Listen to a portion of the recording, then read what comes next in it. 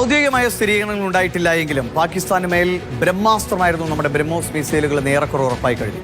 ഇപ്പോഴിതാ ആ ബ്രഹ്മോസിനെയും വെല്ലുന്ന ഒരു വലിയ കൊടുങ്കാറ്റ് നമ്മുടെ പരീക്ഷണശാലയിൽ ഒരുങ്ങുകയാണ്. ആങ്കർ പോയിന്റ് വാർത്താവതരണ സെമിനാർ ഓഗസ്റ്റ് 14 രാവിലെ 10 മണിക്ക് MGM ആർട്സ് ആൻഡ് സയൻസ് കോളേജിൽ. ഞാൻ യയാതി ചക്രവർത്തി. വാർത്താ അവതാരകനിൽ നിന്നും യയാതി എന്ന ഇതിഹാസത്തിലേക്ക് ദിവിഷ് മണി ഇഴുകിച്ചേർന്നു. മനസ്സും ശരീരവും യയാതിയിലേക്ക് അർപ്പിച്ചു. ആരാണ്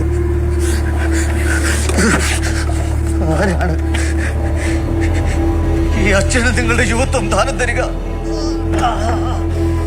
മാതൃഭൂമി വാർത്താ അവതാരകനും അഭിനേതാവുമായ ദിവിഷ് മണി ഉദ്ഘാടനം ചെയ്യുന്നു. ആങ്കർ പോയിന്റ് ഓഗസ്റ്റ് 14 രാവിലെ 10 മണിക്ക്.